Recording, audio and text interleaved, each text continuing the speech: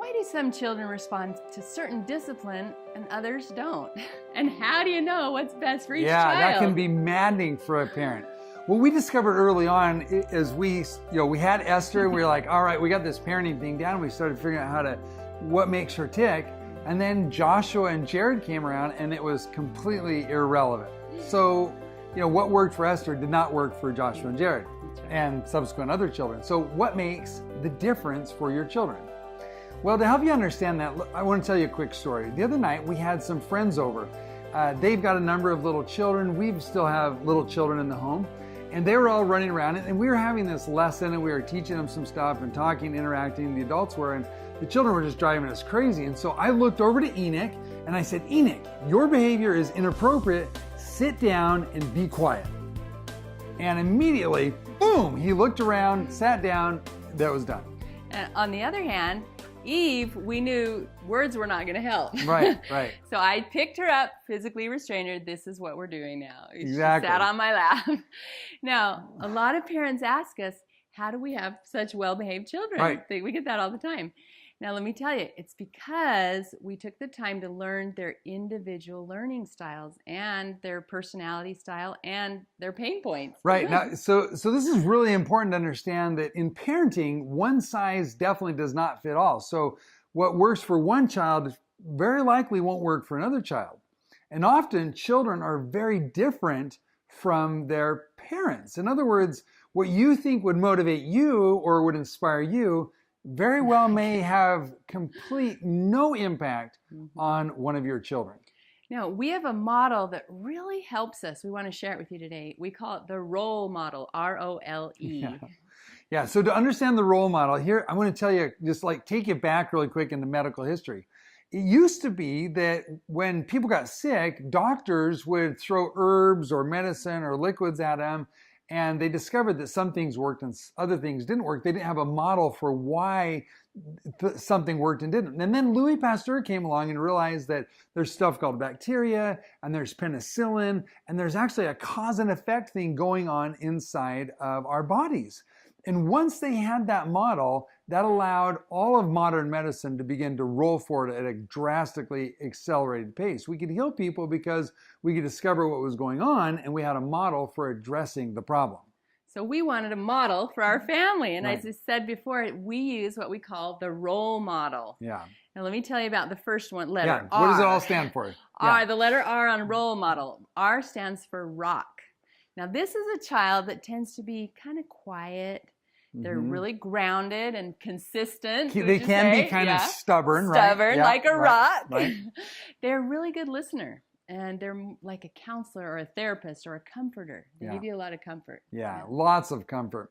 The O in R-O.L.E stands for the organizer. Now, organizer, as you would guess, is very organized, right? They tend to be great at math and music and drama. They're very observant and very intuitive about all the stuff that's going on around them.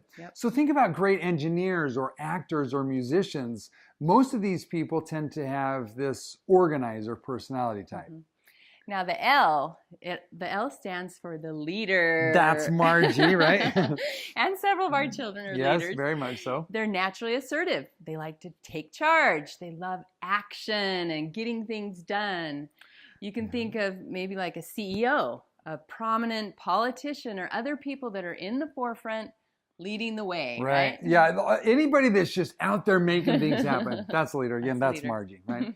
Okay, so the E stands for the energizer. These are the happy, optimistic people. They love to help. Like Joshua. Right. They're natural people persons and salesmen, and they're, think about the great motivators and speakers, the cheerleaders, anyone that's out there just inside of an organization or a family, just keeping things fun and lively and engaging. Those are your energizers. Yes, that's right. Now, the type of personality your children are defines the type of discipline that you use. It's very important. So think about a puzzle piece, right? A certain personality is going to have a certain learning style and a certain receptor that's going to connect with them and resonate with them. Right? Like, for example, Enoch, he has a lot of organizer in him. Right. So when we pointed out that his behavior was out of line, boom, he just immediately complied. Right. So he had a certain behavior that was going on. We fit in the discipline style that we knew would resonate with him, and immediate compliance. Eve, on the other hand, she's got a lot of leader in her, just like her mother, right? And so when we just said words to her, they just rolled right over her. What the language, especially at that young age, the language of restraint was the language that she understood. She understood action and getting things done. And so when Margie went and picked her up, set her down on her lap, and folded her arms around her, she understood that language. Oh, I need to sit still. Now I know. Yeah. Now, if it had been Jared, Right. who's our energizer in the family, we would have threatened to isolate him to his bedroom. Right, remember that time we had the sliding glass door? We had a bunch of people over, he was going crazy? Yeah. And we banished him outside. It was a nice day, but we banished him outside, and we had the glass door, and he could see what was going on. Watch all the fun and not be a part of it. Now that's horrible for an energizer. They don't want to miss out on any fun. Just brutal. And finally, if it had been Brigham, who is the rock in our family, I could have just given him a stern look across the room, like, Brigham.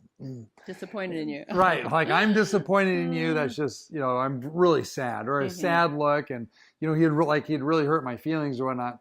That would have done the job, except usually your rocks are not your behavior problems. So, it would have been rare that he did it anyway. But if it had been him, that would have done the job. Yeah, that's true. So in the end, you need to remember that what works for little Johnny just might destroy little Sue. Yeah, now this is really important because each child is so different.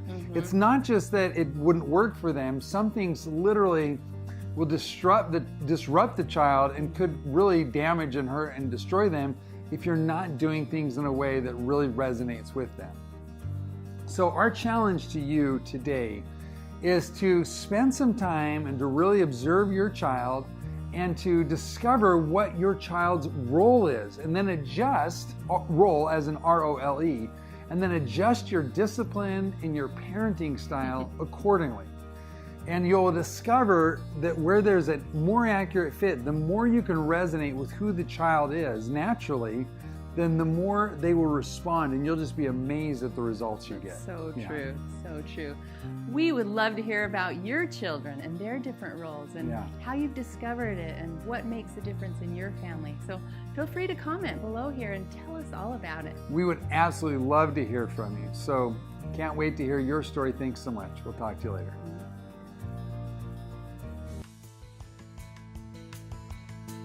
Hello friends, thanks for joining us. We hope you enjoyed this episode. Now, would you do us two favors? The first one is subscribe to this channel. That way you can get all the great updates we're going to be sending your way.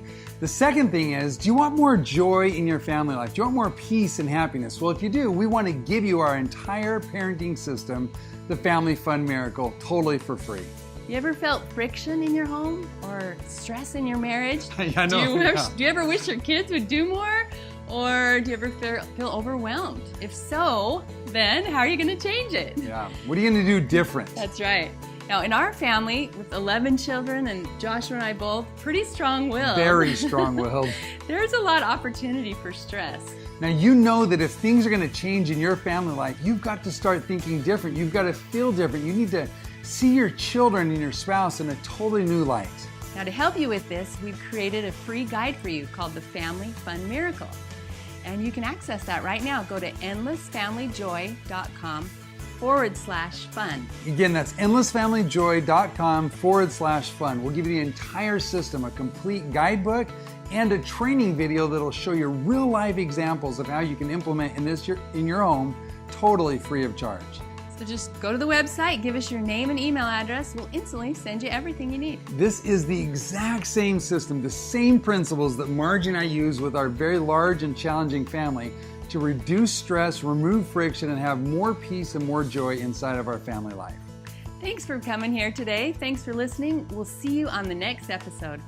But until then, show real love to your family, cherish your family, and create more joy.